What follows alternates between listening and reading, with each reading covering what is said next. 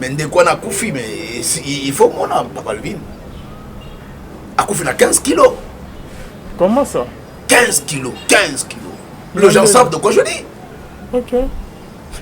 Et ceux qui sont là, qui sont restés, ben, pratiquement là où il y a un débat. Et lui, déjà, c'était un prophète célèbre dans Kinshasa. Il y a un combo.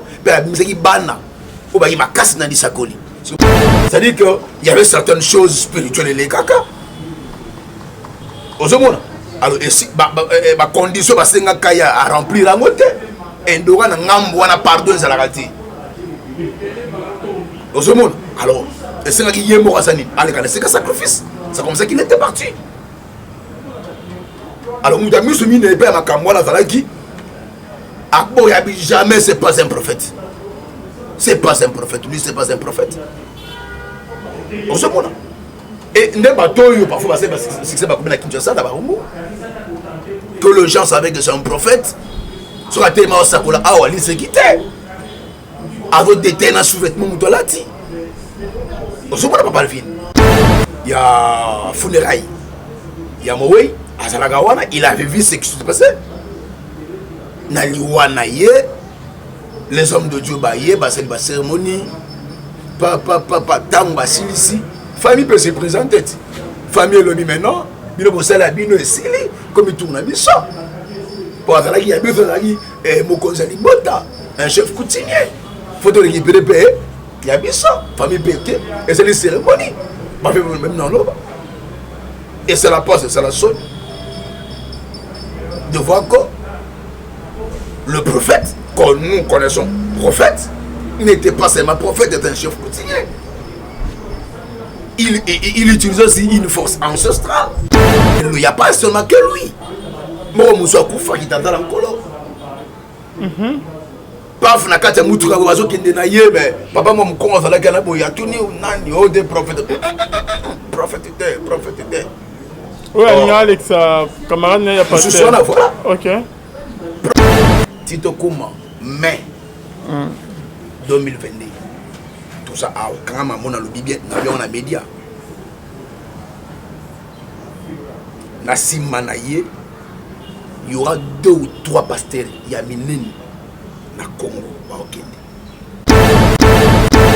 Shalom, shalom, bien-aimés dans le Seigneur. Bonzambe, na bonzambe.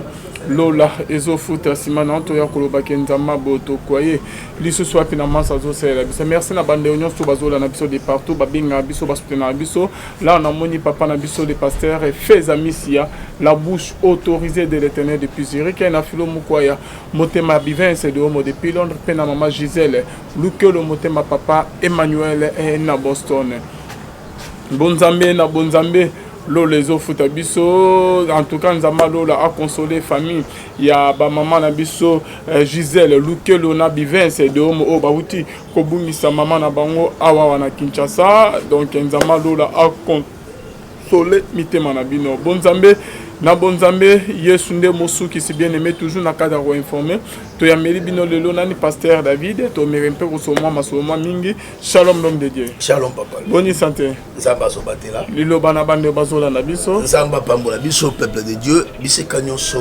to zoami kimia na Nzambe déjà la partage na biso et na sepeli susu kokuta na biso na nzela ya singa zamba pambola biso merci beaucoup. Merci beaucoup, pasteur David. Église, dans le makambo ebele ekoti, majeur ekoti na kata église, ba réalité ebele tozomona, lelo tozomo ba pasteur mingi, bazo sa ba makambo mingi et simanango ba miracle ba prophétie, simanango yo akeo ba sima ba kisi, ba kota ba loge, ba réalité za moi mingi papa. Message nini okoki ko memela biso le so to memela biso, to merempe kota déjà na émission na biso. Ouais, papa Alvin, il y a des années lo mota okamwa. Lelo par rapport à oyeso leka na elanga na Nzambe parce que moi na Nzambe mon Christ soit solo akoka moité pourquoi parce que c'est biblique déjà il y a la prophétie qui parle de ça Yesu moyemo alobaki ngo donc c'est tout à fait normal que lelo to vivre na katu ya évangile yemo alobaki abi après nga ebele ba oya na kombo na ngai. On a un miracle, parfois même, on a salaté. ozomona yesu abimisa mutu mbisite abimisa mutu nyoka te ozomona. Donc tout ce qui est spirituel ebimaka en esprit. Mais les autres ozomona banyoka ezobima bamagolo ezobima bambisi ezobima bakoba ezobima maki ebongwami ekomi rouge. Donc ozomona le truc que Christ n'a pas fait yemaka lobaka yango lelo esali ezosalema. Mais nasuka lobi bakosala na kombo nanga mais bakosala yanga ite pour na benga bango te. Alors temps yango est après Christ. Neto vivre yango alors moi nzamba okamwa te parce que eza oyo Bible c'est le bas déjà. Papa ba pasteur pe ba musicien mokile ya Nzambe misu pe ba koma ose na bango ba kisi papa oyimo makamwa mingi kokota na kisi au moins kokota na kisi aux en plein succès nyon surtout ozo luka ozu ya ngombe obungisi bomo ya seko obungisi Nzambe aza très important na vie na yo à cause ya gloire ya mokilo papa et là on est sala ke bandeko bakoma tina niveau ke ba signer na diable pour na ke bazwa ba gloire ya mokilo. Oui papa Alvin nasina lo bango inyam de fois na ba mission. Je dis qu'il y a un comportement qu'on appelle le voyeurisme. Le voyeurisme c'est le sentiment d'avoir la chose qu'on n'a pas la possibilité de posséder ou d'avoir dans le présent. C'est-à-dire ozolula eloko moko songolo pakala. Ozolula vie moko songolo pakala. Oyo ozala makoki ya kozango de. Pourquoi? Parce que mutunyo sur l'ancien amour papa Alvin a bengami azala président de la République. Mutunyo sauté na scène amour a bengama azala prophète, azala directeur général, azala président directeur général. Ozomona azala docteur T. Mutunyo sauté. Mutuna mutu avant la talanaï. Mutuna mutu avant la donaï. Alors talana don wana et goyeba ko classer yo na ligne moko songolo pakala ya vie. Mais actuellement et présentement ba vivre na carte ya confusion. C'est-à-dire mutu azolinga asimba vie o ezayete azwa o ezayete abimi na domaine na ye akoya domaine ndeto ana yo boy. Yo za na domaine na yo nga na domaine na. Le jour où je quitte na domaine na quitte na domaine j'échoue. Parce que échec ou ekoya et yé mukolo wana te et ya ki mukolo ona bandaki le jour où j'ai eu l'idée ya kotika domaine nanga na kota na domaine na yo bozomona nde mukolo o échec ya na vie nanga na constater ngote dans le temps les na constater yango zomona la plupart ya bandeko o bakota ka banzela wana suka na bango za malamu te suka bango za mabe. Pourquoi? Parce que ba longwa na oyo nzamba benga ka bango mbela nezaki mususu atiki yango akoti na mbela mususu oya benga makiti ozomona aya constatango après qu'il avait échoué. Pourquoi? Parce que tant ozoba na eloko ozala ignorant ya eloko bandi ozomona oya constatango après so ni lesale maka tant on constater yango moya zo ngasima ezate pona soni batu bagoloba batu abana ko approfondir banzela moko songolo pakala. La plupart de ces gens bakoti makambo wana la koti ba fait étranger ba simba kisi ainsi de suite babana ba mankiona ozomona ba stratégie ko fabriquer ba faux miracle ko ça la ba CP c'est-à-dire via mutu songolo pakala à découvrir abimso la prophétie tant ba tu ba stratégie wana nanzela ti suka na on dit que esimba les sociétés tout comme on va découvrir bango alors ba on sala nini basi ba yebi des prophètes basi ba yebi mutu miracle un faiseur de miracles ce que sili a suka lokola zaki na nzambete abasala ngona nzambete osani aluka banzela mosusu oh ole ozonga sima ozo bakisa mabe likolo ya mabe or mabe utaka malamu te mabe botaka mabe donc ni suka na bango nyoso ezalaka mabe suka na bango ezalaka mabe. Merci beaucoup l'homme de Dieu ebele bakota ezala ba musicien mokito ya Nzambe ba conséquences ezani so ko s'engager déjà et que comme on a ba retour moyo zongela nzambe za to confesser za dans ba carrare to mona na ba pasteur o ba renya c'est moyo ba masako libani baliwa na bango ba kufaka bon to mona na ba musicien mosus ya ba mokili ba révélation après baliwa na bango et bima ya mingi que non asala ki ceux qui ba voyage astral et memi to ba exemple moi ebele papa eza na musique ya mokili eza la koto ba o ba kota ba loge ebele donc ba souka ke ba keka bongo bizarre. Oui, papa Alvin, écriture et éclairé lobby, rachetons le temps car les choses sont mauvaises. Au second, Nzamba Pierre a toute chance dans la vie. Tant que vous avez ma bien, Nzamba a toute chance. Bateau nyo soana. Til lelo bazana kati ya makambo wana. Na ba oba kufa. Nata oba zala ki na kati ya son. Ya makambo wana. Crois-moi que Dieu les a interpellés d'une manière ou d'une autre. Nzamba pesa bango chance. Ya koyoka te lo banzambe. Nzamba pesa bango chance même na nzela ndoto. Nzamba pesa bango chance même na nzela liboma na balabala. Il y a un général notamment Kombo Tashakufa na est à Kebitumba. Moto liboma telema. Azoli na kom azoli le général.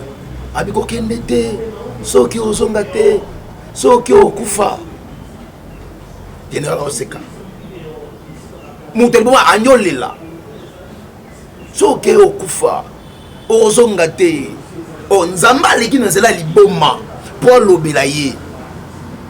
Ya seki bagarde ne ba ebisabi mokonzi o liboma so ba boye en tout cas kokende te mais ya tali mission o batinda ki ozomona aki ya zonga te no ba vie Dieu est parlé et passé par mutu moko bo songolo pakala o ya ko leke pa na été loi liboma ozomona mais hors écriture l'Éternel Dieu parle cependant tantôt d'une manière tantôt d'une autre kaka na ndoto te na vision te akoleka na nzela ya ba sensation ako utiliser bébé olingo bandi olela zamba so pexo bima te mais parce que biso batou quand des bébés mais personne ne prend point garde tout ce sur la kate on est mutamitiki tout ce genre Dieu leur parle même Caïn pour ça la mapé Dieu l'a interpellé. Dans Genèse 4, Dieu lui dit, écoute Caïn, si tu agis bien, tu relèveras ta tête. Si tu agis mal, tu couvriras ta tête. Voici le mal se trouve devant toi. Et ses deux ures se penchent à tes côtes. Ne laisse pas le mal te dominer, mais toi domine sur le mal. Ça m'a interpellé Caïn. Amour qui m'a besoya, Caïn, komiti kate m'a be konsayo, komiti kate m'a be zindisayo, mais yo Caïn dominer m'a be. Pourquoi Zamba Bina Caïn dominer ma bé? Parce que Dieu a mis la domination dans l'homme. Tant qu'on a créé Moutouna 2:26, la jeunesse. Alors, créons l'homme à notre image et à notre ressemblance. Afin que l'homme domine sur les oiseaux du ciel, les animaux de la terre et les poissons de la mer. C'est les trois dimensions. La dimension des esprits et des humains. Et les esprits qui règnent dans les airs, sur la terre et dans l'eau. Dieu a donné l'homme la supériorité, cette force. Pourquoi vous de Dieu, vous mourrez, vous tombez, vous pleurez comme des humains? Un enfant de Dieu, à comment on a battu sauté, à quoi vivre le quoi battu sauté, à quoi souka le quoi battu sauté. Un enfant de Dieu, c'est une révélation. On s'en va pas le vin. Dieu nous interpelle d'une manière ou d'une autre.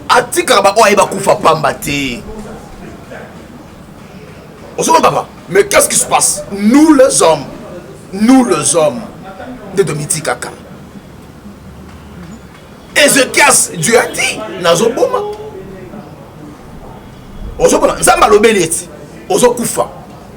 Il a parlé. Mais il faut faire qu'il moutama il était. Mais qu'est-ce qu'il fait? Bible Lobby a tourné le regard à l'Élénzambe. C'est-à-dire à comprendre, consciencer, à se détacher, à se détourner dans ma baie. À zone de l'Inzambe. Inzamba vacciné 15 ans. C'est ça le mal actuellement. Dieu leur parle. d'une manière ou d'une autre. Mais nul, parce que endurcir, il se laisse emporter. Na posa mokili, posa ya bozui, posa lokumu, baye baye, bamonaye, amata, papa, maman. Ngana yo to mituna ba question. Tous ces gens dans ce monde, tous ces hommes célèbres dans ce monde, oh baganya nyonso baganya. À la fin des comptes, mbongo zo luko kenanga wapi. Oh ça na monini. Vanité de vanité, toute vanité. C'est pas important pour soukanango soit kamabe. Ce qui est important, revenir vers la raison qui est Christ. Ça les laïe et Nzamba yebi parce qu'on est maillot. Pasteur David Obetiliso, je me rappelle très bien qu'il y a un groupe de pasteur Baba Régnier, Basakola Peming, Moro ya pasteur Balobi avant Koufa Toubela Kassimara Bakis. Azara Pepi Masaya Denis Lessé, il paraîtrait qu'à Toubela Kabakis comme on est un agneau. Baba Rota mon appel à Denis Lessé Makas, Jérémy Mayemba. Oya Bango Kosakola, Robert ba professeur avec précision. Il paraîtrait que avant Koufa à Toubela, Kazache, Coutumier, Bilomo, Yabon. Est-ce que Ebi Solan mais un peu c'était passé comment? Mais oui, le prophète Jérémy Mayemba, personnel, M. Kazali. Donc, on ne peut pas parler Nicolas Mowei, donc cracher Nicolas mémoire à Mowei, mais seulement peut-être Toko Simba Wana, juste Kaka, pour na koyeba kozongi sabato mususu na nzela. Ozomona yango mona matanga tote ya kabawe ite na matanga tote ya kabatu bana bo moi ba comprendre que lobi wa suka le gwa kelelo. Alors c'est peut-être toko fond la parenthèse par le na témoignage naie et va juste pour la koide bande ko mususu beba ko songa na raison. Le prophète Jérémie Mayemba Flamme avant même à Koufa 2 mois ou 3 mois avant Koufa, moi je prophétisais sur lui. Ozomona to vanda bo atelemi azokende na moni zo mi parle na ebisi batu ya mama Fifi Chungo qui oza en France et mam na zoloba ya mama Mignonne Chungo en Afrique du Sud et mam na zoloba même mon père spirituel le prophète Bureau Mouela et mam na loba Ozomona mais personne ne m'avait cru. Personne ne m'avait cru. Pourquoi? Parce que j'étais encore trop jeune à l'époque. Mandé faisait la gâté. Et lui, déjà, c'était un prophète célèbre dans Kinshasa. Aïe, ben, c'est un combo. Ben, il y a bana. Ou ben, il m'a cassé dans les sacolis. Si ben, au monde, on a et pas de wakok. Qui pouvait me croire? Mais à la fin des comptes, on s'en va lobby. Il y a un coup de ce moment-là. Oui, je pense l'évangéliste qui a mis la Kibila, Jean Oscar. Aïe, il m'a très bien parce qu'il y a fait la capée. Dans la cérémonie. Il y a funérailles. Il y a Mowei, à Zalagawana, il avait vu ce qui s'est passé. Naliwana, les hommes de Dieu, c'est la cérémonie. Papa, Tamba, Silisi. Famille peut se présenter. Famille, le dit maintenant, il a la bino et Sili, comme il tourne à Bissot. Pour avoir il y a Mokonzali Bota, un chef coutumier. Faut récupérer le pays, il y a Bissot, famille Pété, et c'est les cérémonies. Même dans l'eau. Et c'est la poste, c'est la sonne. De voir que le prophète, que nous connaissons, prophète, n'était pas seulement prophète, il était un chef coutumier. Il utilisait aussi une force ancestrale. Vous savez pas bien. Et Makamwana, il n'y a pas seulement que lui. Moi, je suis Koufa qui t'entend encore. Paf na kati ya mutu ka bazo kende na ye mais papa mo mkongo za la gana boya tuni nani o des prophètes prophète. Oui, Alex camarade il y a pas ce soir là voilà. OK. Prophète ne prophète. Koso ki bota. Et koso ki bota. Papa na mukongo. Donc à moneki ma molegaki. C'est-à-dire que il y avait certaines choses spirituelles les kaka. Ozomona. Alors, ma condition à remplir la motte. Et nous avons pardon à la gâte. Alors, c'est un qui est mort à Sani. C'est un sacrifice. C'est comme ça qu'il était parti. Alors, nous avons mis le père à Kamwana Zalaki. Akbo Yabi, jamais c'est pas un prophète. C'est pas un prophète. Lui, c'est pas un prophète. On se connaît. Et parfois, c'est que les gens savaient que c'est un prophète. Sur la télé, c'est quitté. Avec des ténants sous-vêtements, on se connaît pas le film. Mais tout ça pourquoi? Pour quelle fin? Avoir quoi? Des problèmes. Ce qui est important, je pense que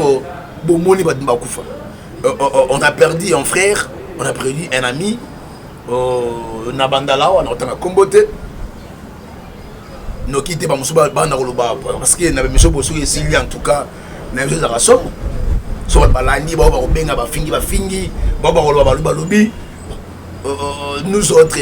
c'est parce qu'on est là que pour la vérité. Mais dès qu'on a Koufi, mais il faut qu'on a Papa Levin. A Koufi a 15 kilos. Comment ça?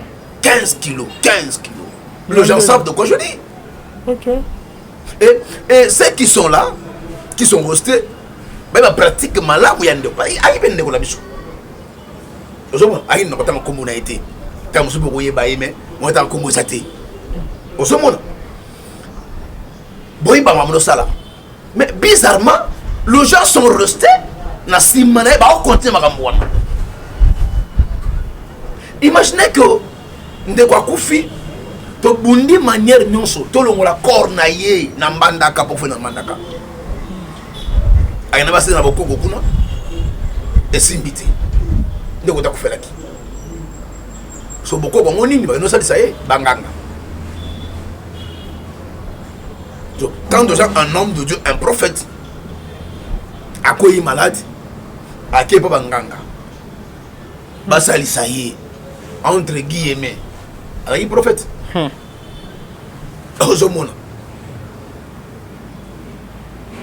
Or, c'était l'occasion pour lui peut-être de se repentir. Sincèrement. Mais c'est quoi ce que lui a fait? Ça m'a repris des chances. Parce qu'il m'a commis à clair le but que c'est lui qui cache ses transgressions ne prospèrent point.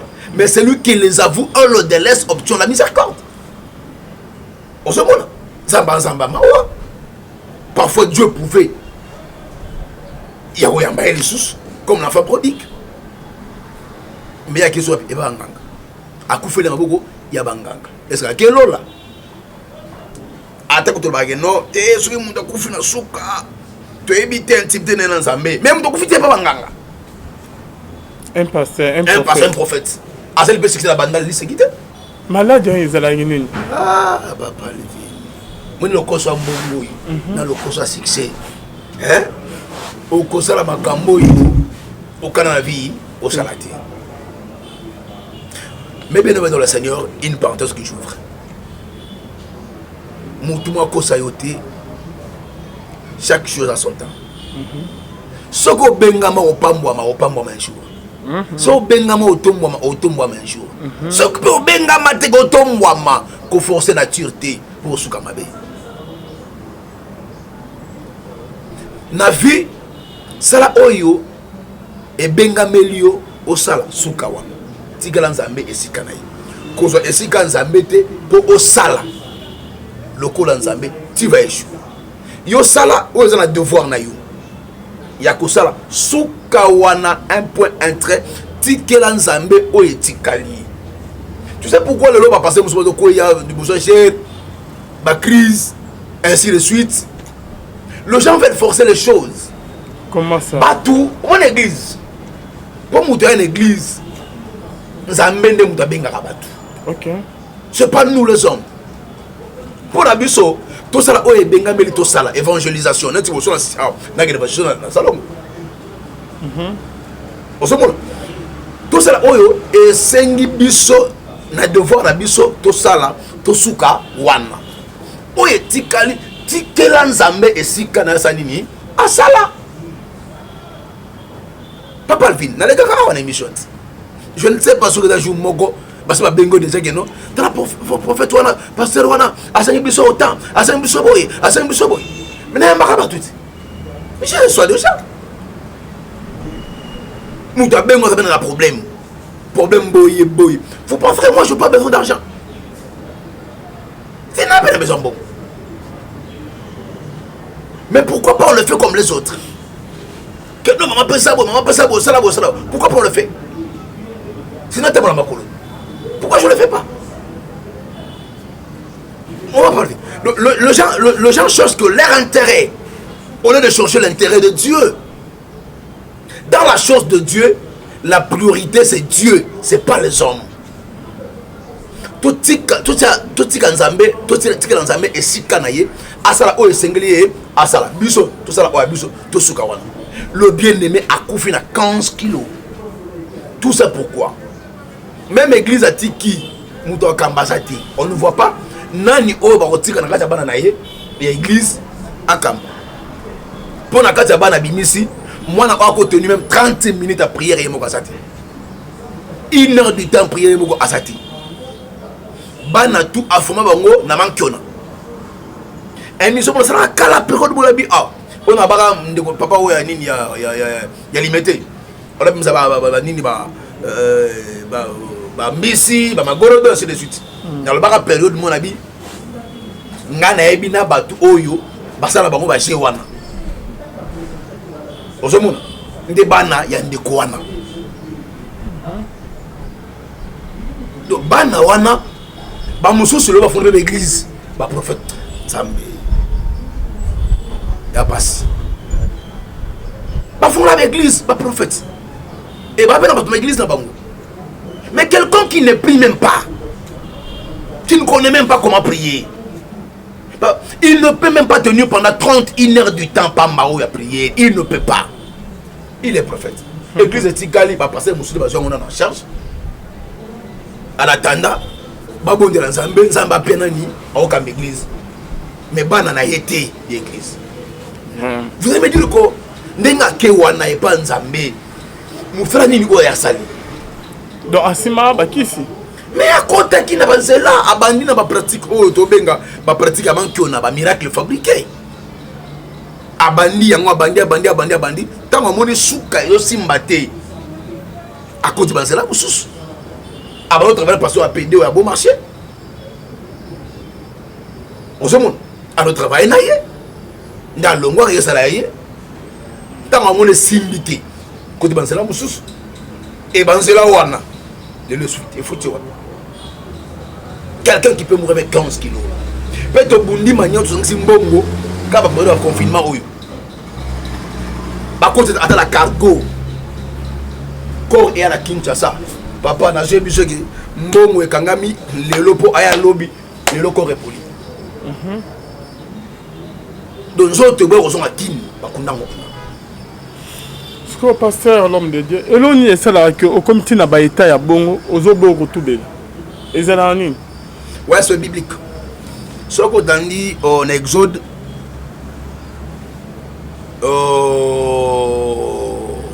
11, au coup de Pharaon, Nzambe a endurci mon thème pour libérer le peuple d'Israël de l'Égypte. C'est de même aussi ce que fait le diable. Objectif à l'Ibosso, être conscience à Moutou. Conscience ne doit permettre Moutou à être où ils ont mabé, où ils ont malam. C'est là où on a kendo et on souka mabé. À quoi tout faire. Il y a mis balé avant dur sur mon thème manayo. Aux anamawate, il y a pas tout. C'est comme ça maintenant. Na étape wana moi ba mon examen B bati kango et ça té mais muto amona ke na okufa mais moi à revenir na raison et ça té muto amona ke non en tout cas nga bene siliawa moi revenir na raison et ça té seul bana babi kaka le joli de Dieu nde bango wana sko nzambe yemoko akitaka asali grâce pour le témoignage dans ce il y a battu belé baya Yesu. Celles et les autres qui n'ont pas bon. Maintenant, ça qui fait mal, c'est quoi? Même avant Mouta Kota, à Zomo d'accord, c'est là où on a été la souka. Oya souka, oya souka, oya souka. On est revenu dans la raison, non, il se laisse. nous sommes nini course ya bozui, course ya boyebani, course ya botomba. Papa, ce qui fait l'homme, c'est pas la fortune. Ce qui fait l'homme, c'est pas la richesse. Ce qui fait l'homme, c'est pas la renommée. Ce qui fait l'homme, c'est pas tout ça. Ce qui fait l'homme, c'est cette vie consciente que l'homme vit par rapport aux bonnes mœurs de la société. Nano mona mutu mobola de anesen. Nano mona été mutu ane loro témane bien en bonne santé. Ane be kimia. Kimia c'est un bon côté. Qu'on a la conscience tranquille. Tant mutu doit vivre au dans la bonne mais conscience chargée. Oui bien ngam na le intel. Ngam na bomen tel. Ngam na ibaboy. Ngam na sala o mabe. C'est pas ça ce qui est important, mes frères et sœurs.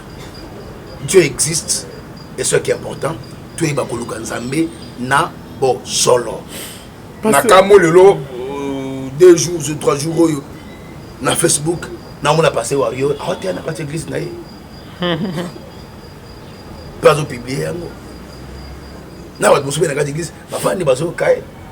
Eza mabe.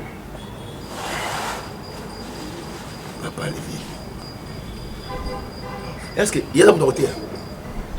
Est-ce qu'il y a un docteur? Porte parole sur la famille. Et la arche de Noé, ils voient tout le monde. Hein? Heureusement. Heureusement que la arche de Noé, ils voient tout le monde. Or, arche de Noé, Oyo. Arche de Noé. La personne qui a donné la vision de l'arche de Noé, c'est Dieu. C'est pas l'homme. Et l'arche avait pour une mission. C'était de sauver l'humanité. C'était ça l'objectif. Sauver l'humanité. À l'époque, tout le monde Noé, bananaye, banyama ainsi de suite. C'était pour sauver. Mais oh là les deux ont sauvé. Oh les deux ont moment. Tant que tu as l'orage, je vais péter. Là c'est un succès. Là il me cause un pétage. So, le lot a un anti-valeur dans la société. Au lieu d'un éducateur de la masse. Parce que y a des camarades qui après Jérémy Mayemba, Timothée Kessier, Thomas Silas, parce que la génération. Moi, je vous apprends aujourd'hui. Nazo pesé malobana très bien. Nazo pesé malobana très bien. Cet homme n'a jamais été un homme de Dieu. Ah bon? Il n'a jamais servi Dieu. Consciemment, maman le baï. Papa Levin.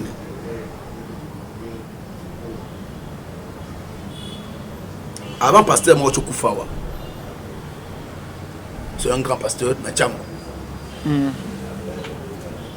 Moi, Dieu m'avait parlé. Yemo Kanda qui était, non. Pour lui, était un modèle.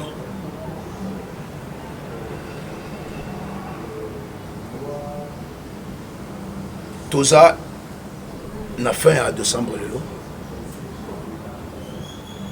et fin en novembre. Tito Kouma, mai 2022. Tout ça, quand on a le bien, on a média. Nassim Manaye, il y aura 2 ou 3 pasteurs. Il y a Minen, na Congo, au Kenya. Bazala wapi? Na Kinshasa. Zambazo s'est cité. Nouvelle génération. Je suis en prière Dieu m'a parlé de beaucoup de choses. Beaucoup de choses. Nazolo bango na sentiment dans la média.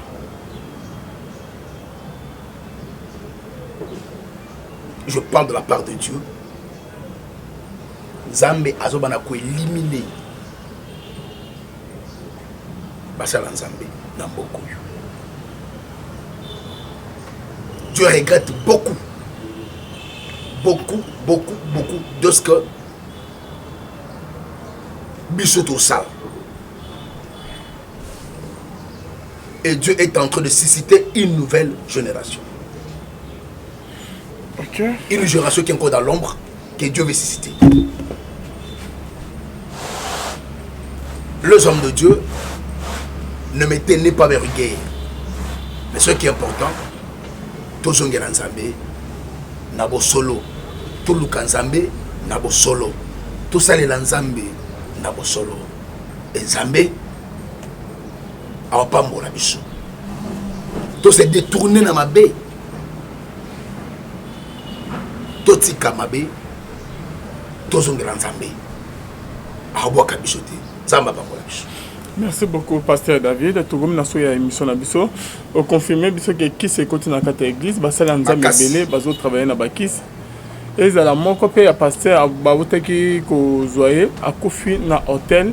Du color, il y a moi si une femme mariée, papa. Nous sommes nés dans la Bakis ou comment? Papa Alvin, le nom Makambo c'est belé. Tarabi Makamboyo, Nokina Mawa, Nakati, et Naposolela.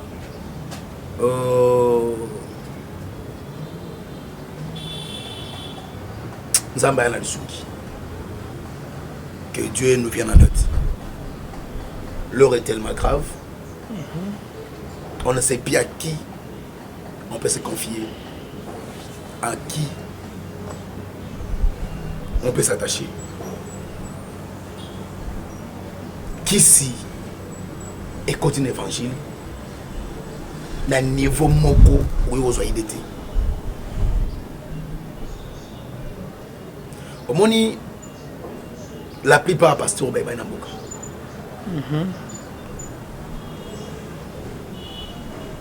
Na solo bango clairement na marché moté na monoko nga. Ba pasteur au monde ba na boka la biso. Sur 100%, 90% ba na Nzambe. Ba mususu ba na rapé bien. Mais ba wanga na Nzambe. Bateka Nzambe, batika Nzambe. Pendant qu'on raisonnait sur quoi, sur 90%, déjà c'est batenga. Mais la 90% la paix, babimi sa balle, avec extension.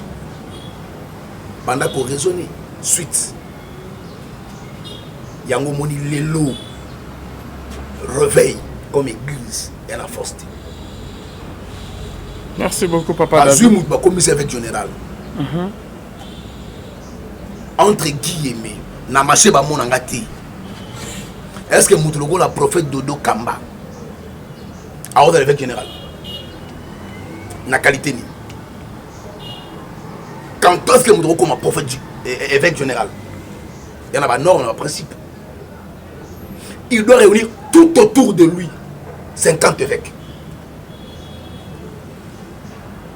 Et il doit avoir au moins 35 ans ministère d'expérience.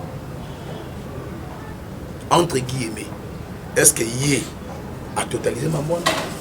Voilà pourquoi les lots n'a pas des escrocs, de bandits, na quatre églises, balati bango bevek. Tout ça pourquoi? Bazo n'a pas réunir nombre de morts songolo pakala pour exprimer sa forme. Faut yebi sangai. Où va l'église? Église Zapi. Et Telemi Wapi. Namutu oyo aseli, même pas, attends, na 5 ans à ministère, même pas 10 ans au ministère, évêque. C'est qui fait mal. Merci. Au dernière question, à répondre au Tazanani. Qui est un évêque? Pour l'évêque Zani. Alors, il va répondre côté. Ça fait mal. Merci Papa David d'être venu. C'est la fin de notre émission. Votre numéro de contact et ça c'est bien mon cas. Sur le plus 243 82 411 32 46. Merci beaucoup. Merci Bonzambe na Bonzambe Yesunde Mosukisi Bonzambe na Bonzambe Lola ezofuta simananto ya koloba kenzama boto kwa isuswaki bye.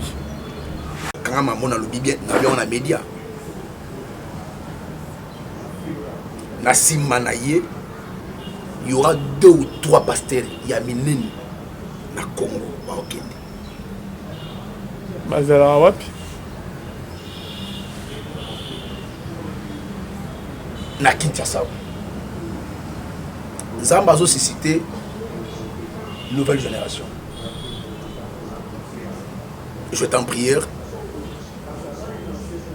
Dieu m'a parlé de beaucoup de choses. Beaucoup de choses. Nazolo bango na sentiment na la média.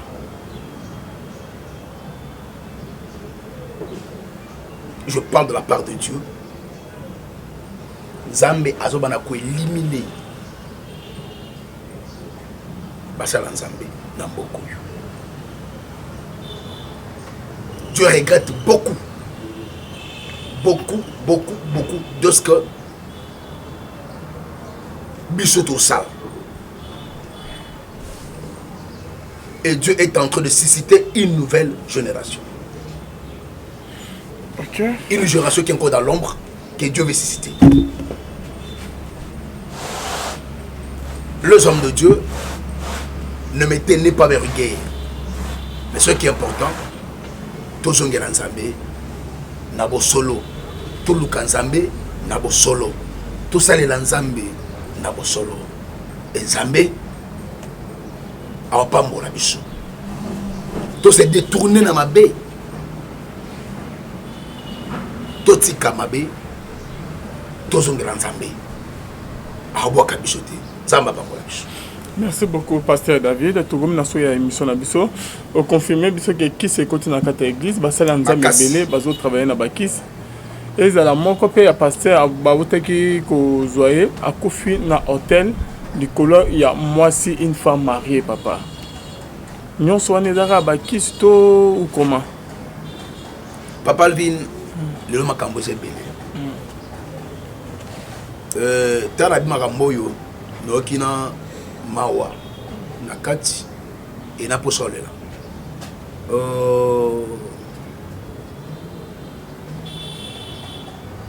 Nzamba yana Lisuki. Que Dieu nous vienne en aide. L'heure est tellement grave. On ne sait plus à qui on peut se confier, à qui on peut s'attacher. Qui si écoute un évangile, d'un niveau moko où il y a été. Au moni, la plupart des pasteurs ben na boka.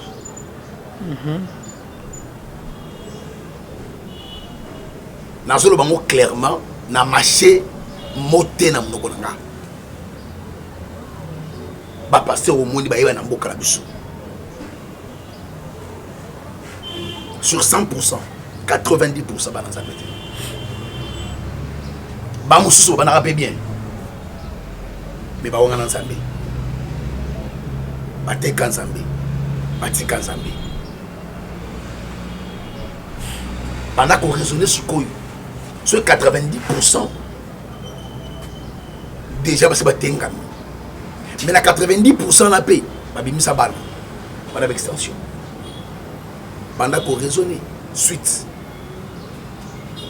yango moni lelo, réveil comme église et la force. Merci beaucoup, Papa. Azumut, commissaire avec général. Entre guillemets, na marché ba mon ngati.